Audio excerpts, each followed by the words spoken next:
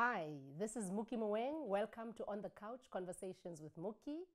Today we are shooting our season 2 and I'm with Dr. Joshua Ndlela, who's a registered counseling psychologist. Good morning, doctor, and welcome to On the Couch.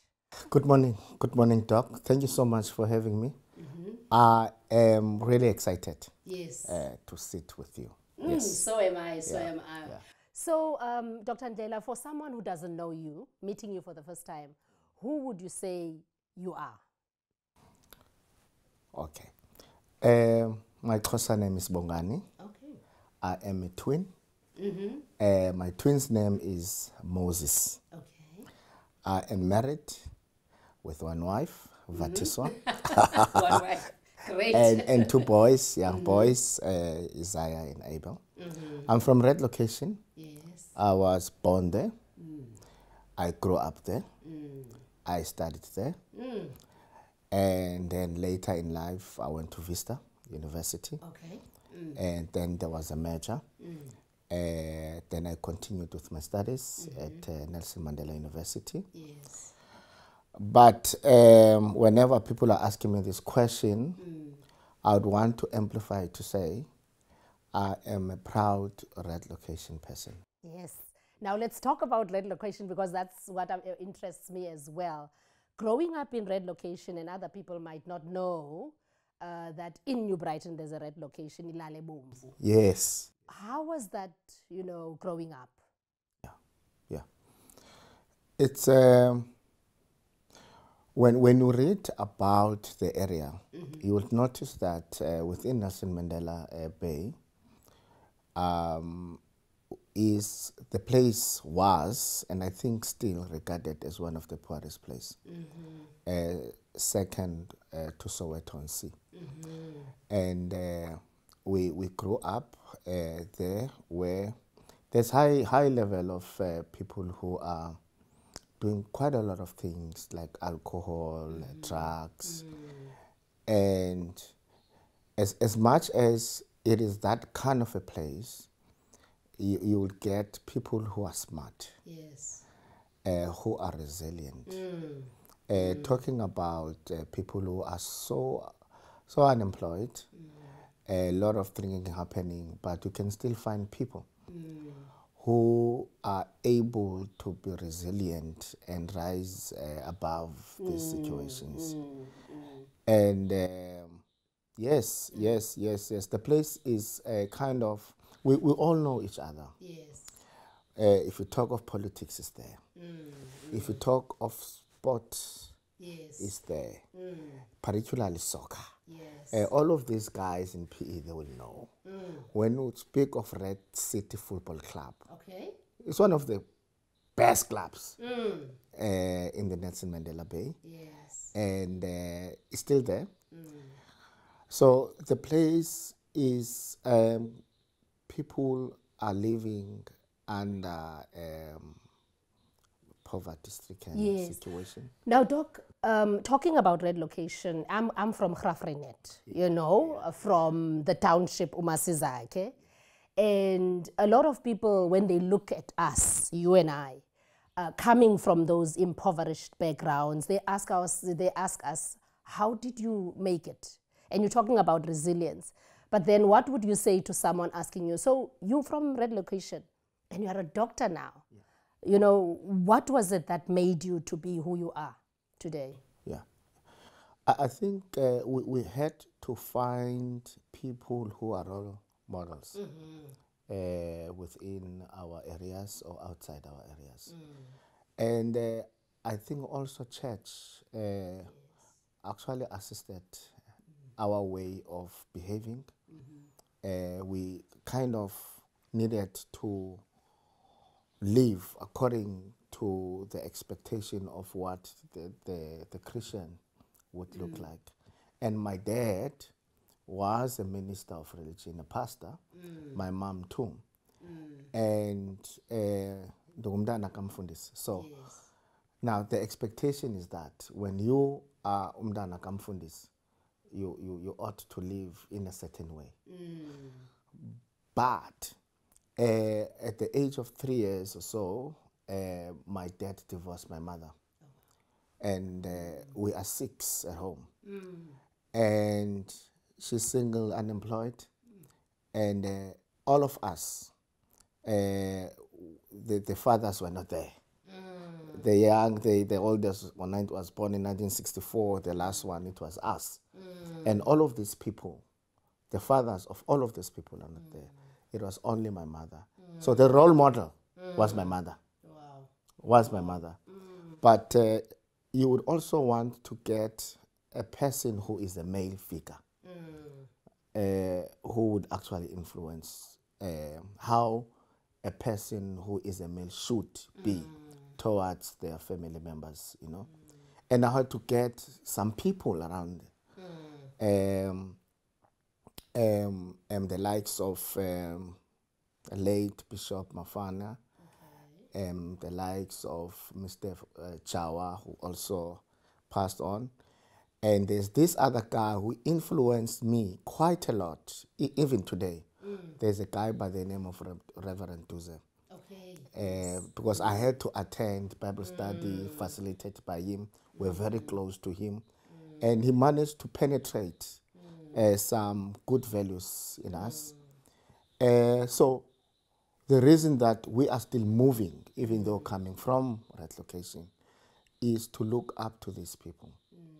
Role modeling was kind of a tool to hold on, to say, I do not want to be nothing to my children. Yes. I want to become a good father to my children because I've got an experience of living without a father. Yeah, what a story. What a story. And now you have your mother, you know, as your role model, and finding, you know, other role models outside. I want to come to what you now do, you know, working with young men, you know. So what inspired that for you to say, I'm going, you know, to work with these young people? Red location, you will notice that there's fatherlessness. Many of us grow up without knowing who is our fathers, you know, and I was part of them, you know, and one of the things that I thought when I achieve my qualification is to try to play a role, to be a role model. So when I actually get to red location, I know there is that kind, oh, it's Dr. Ndlela. Yes. So I have a way now to kind of infuse myself in them and talk sense with them. And in that process, I become a kind of a model to them. And I'm able now to interact with quite a lot of young guys. And then my twin brother and I, we then thought, let's get involved in soccer. Yes. Yes. Because I've played soccer with my twin brother. And most of the guys, young boys at the location, they're playing soccer. So the other way to get into that cycle, Yes. get involved in soccer, right? Now we can see there's netball, ladies. Oh, wow. Good. Now you see me around ladies, Yes. you see me around boys. Yes. And there are two things that we talk most to them. Importance of education and the importance of knowing that this life that we're living cannot define what we want to become. Why? We are the epitome of that experience. We've been there. We know that whenever we go and meet some other people, Megnami, other places with another, we'll always want to compare ourselves, right? And then we define our future based on what is happening in other places and what is happening to that location. So the best way to influence them, you get involved with them. Yes. Rather than to talk or like I'm just going via your car. Yes. Let's talk with them. And not operate from a distance. I love that idea. And so what specific programs do you have? Yes, there's soccer and then there's netball. And that reminds me about when I grew up in Gqeberha, we used to have a soccer team in my area, Dangerous Darkies. So, and I used to play netball for that. And for me, it taught me so many lessons, especially lessons of discipline, because we would have meetings. My first understanding of how a meeting is chaired. I chair meetings now as an executive, but I learned it when I was still in Gqeberha, in the dusty streets playing netball for Dangerous Darkies. So my question to you, so what are the programs that you have? You know, yes, they will emulate how you carry yourself, but what else do you, teach these young men? One other things that we are seeing from these footballers is that life comes to an end in football. There's a time where you are no longer going to have the abilities to play football. And we then come with programs like talk about CIR, Skills Academy, where we would like those who did not get an opportunity to go to university, but they are capable. Let's invite such NGOs to assist these young learners, young boys, for learnerships. That's one. Two, we do have like once a month where we actually motivate all of them.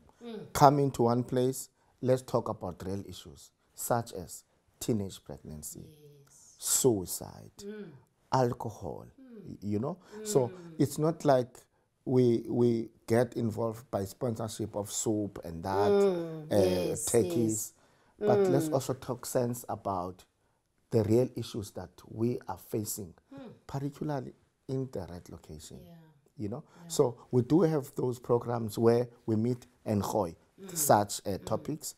We then also want to get involved with work kakhulu no CIR, because CIR is a learnership place, and then as a psychologist, I will actually do assessments for these learners. You know, you will know. Going to a psychologist in our days, it's a bit expensive.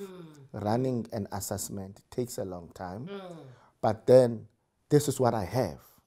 This is what I can do. You know, to make sure these learners, these boys, after this football thing, they are able to say, thank God that I've played for Red City. I was mentored by Dr. Ndlela and his twin brother.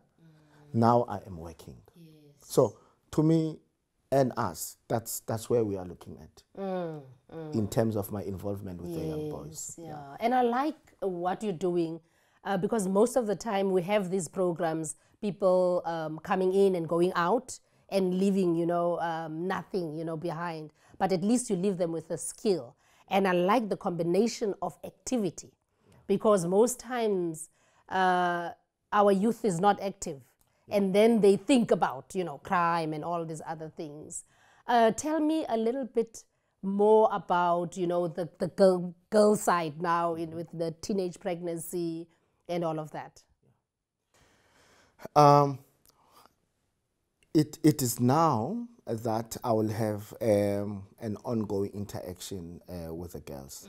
But I do talk to the person who is managing the girls at Red City. We are starting a new season now. So we had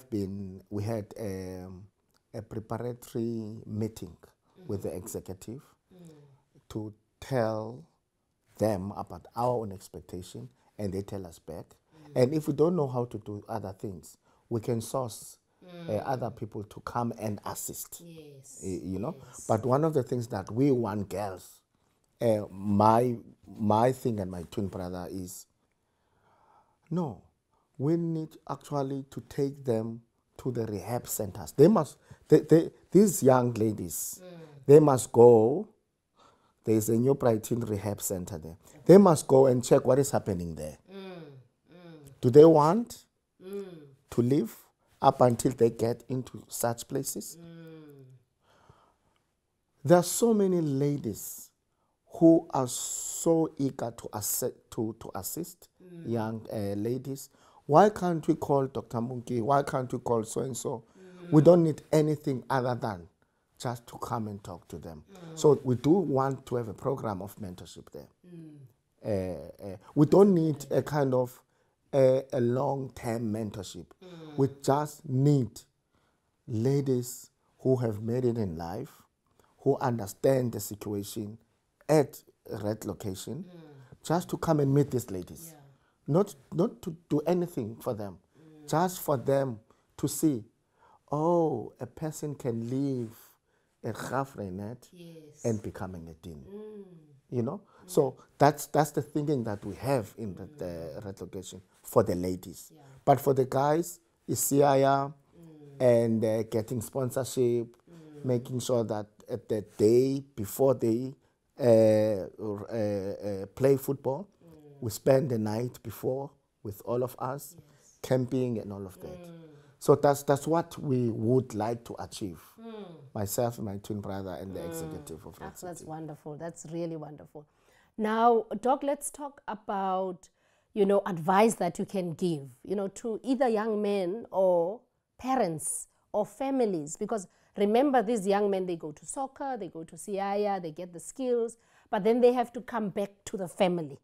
What would you advise the family, in terms of supporting and helping out from their perspective as well? Doc, I think we as parents, we should actually also look at how we are living amongst our children. And there's three processes here.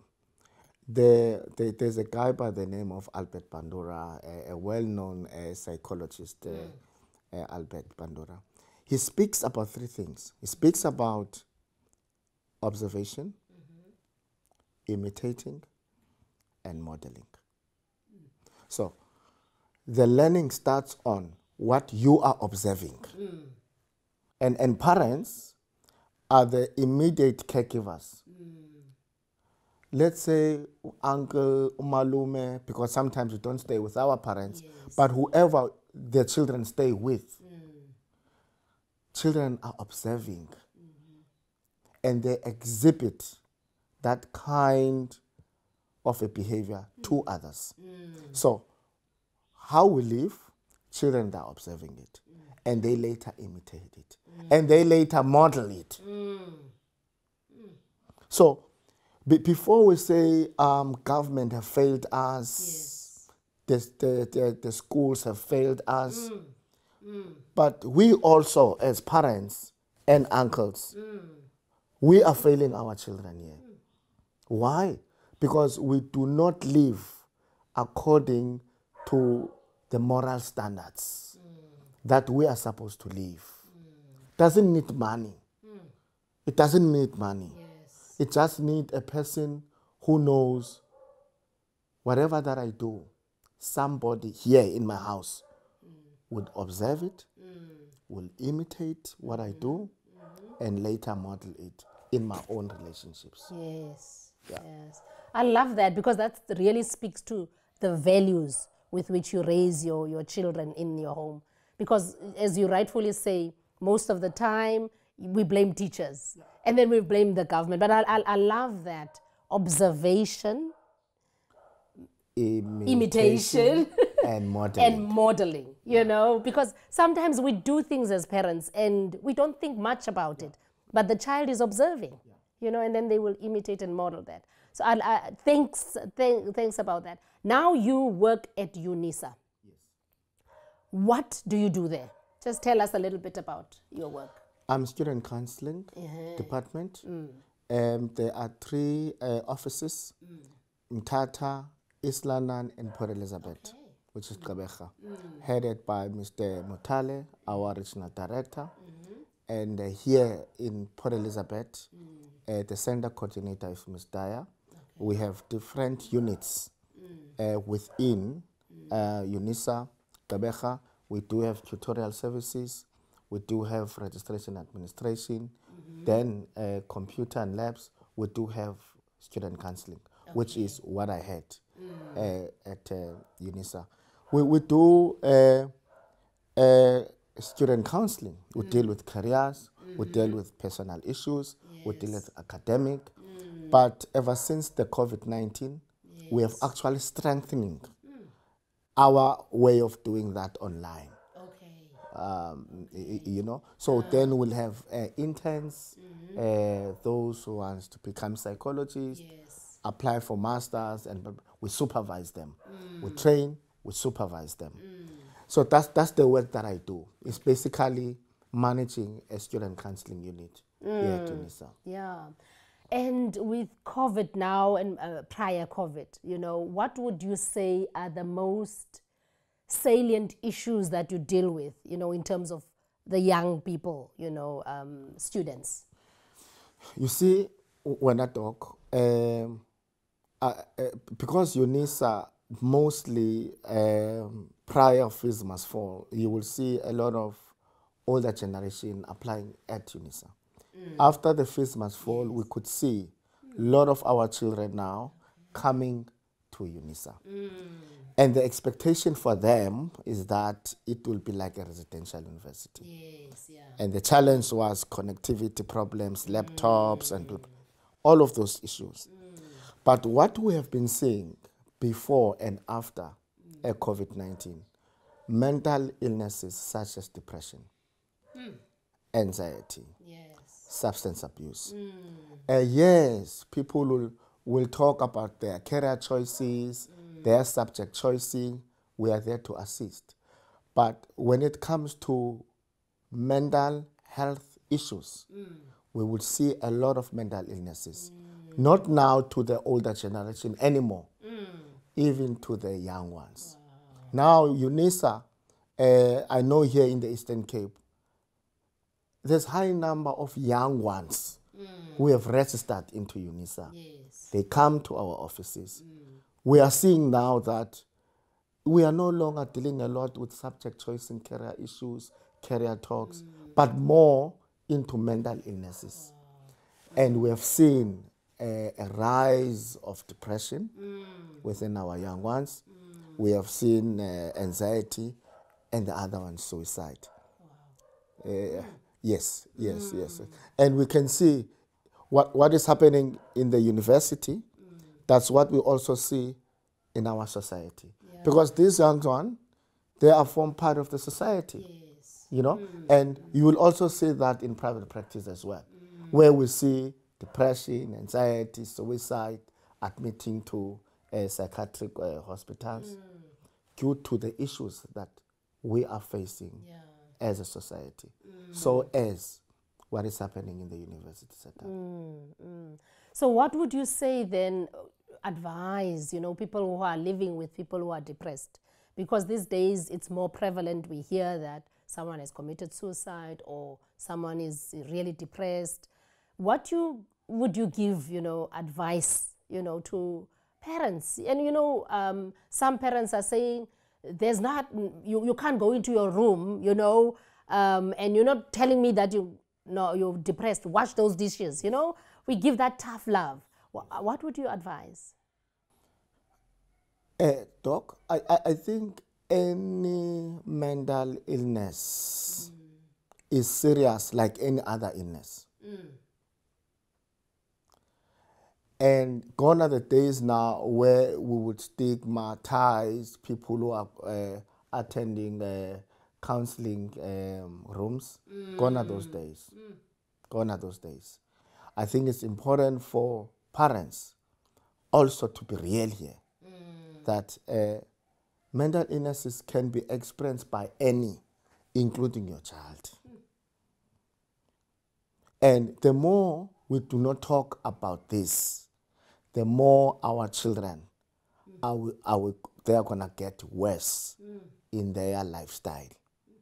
We as parents, we ought to create a platform with our children to start talking about how they feel. Because if we don't talk, look at what have just happened now at East London, Yes. the Scenery Park issue. And parents are blaming children.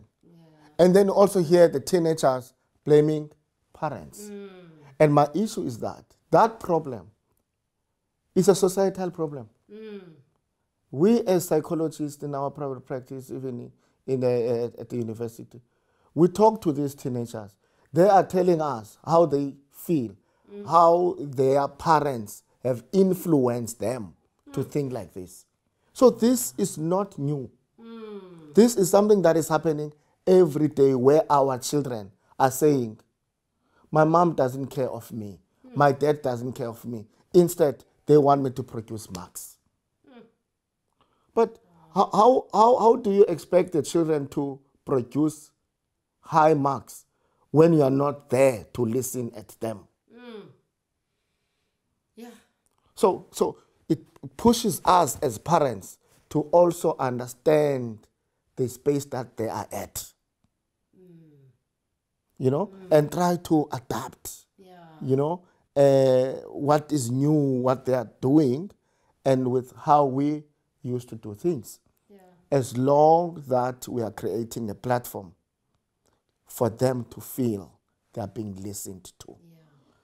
Depression is here to stay, ma'am. These mental illnesses that are real, they are here to stay. And our children are experiencing it more and more and more. And the parents do not want to listen and understand what our children are going through. Sure. No, that's very interesting, because I'm thinking as you are talking, there's a culture where we say we're not talking to children, we don't sit down. You know, in most households, you don't even sit down together to watch television. How much more, you know, having now a session, you know, to sit down with kids. But Doc, thank you so much for that. I just want to come then to the conclusion. What would be your parting advice? You're talking about values and, you know, way to behave and observation and all of these things. What would be your parting words, you know, to advise the youth out there, because I really think that they need to hear something from you, but also, and you've spoken to parents, you know, about parents also a lot. What would your advice be, you know, as we conclude? Yeah, thanks, Doc. I think for me, guys, in life, there's nothing for mahala. In life, you have to work hard. And we should stop as young guys and ladies to say, because of my mom have divorced, because of my mom and dad are no longer together, they are drinking, they are doing this, and make that an excuse for you not to work hard. There is no situation that will ever deter a good attitude. No situation that will deter you to be what you want, not unless you don't have a good attitude. We are all in this life. Let's not expect people to do things for us. Let's not blame our own situation. If you have a will, if you have a good attitude that you want to do it, it doesn't matter where you are coming from. Just do it. And find the right people. Find the right people where you know people that they think of good about you. Find those kind of people. And if it means you lower the contact with others, let it be. As long you are not going to blame your own situation for your life. I'm there. I'm from Red Location. I've been assisted by NSFAS. It was TEFSA by then. Yes, it was TEFSA. Me too. It was TEFSA. Yes. So it was TEFSA. Yeah. From Red Location to TEFSA. But I didn't wait for TEFSA to do what I have done. I had to pull up my socks. I had to look for right people. And I think there are many right people. So you, as a youth, just get up. Don't make any excuses here. Parents, please be exemplary. Be exemplary. You can't say to a parent, to your child, you must stop drinking. You must stop coming at this time and that and time and that. What are you doing when as a parent? Yes. Yeah. Wow. No, thank you so much, Doctor, for those wise words. And I really believe in what you are saying, that no bad situation, can surpass a good attitude. So there you have it, ladies and gentlemen. We were in conversation with Dr. Ndlela. Until next time. Bye-bye.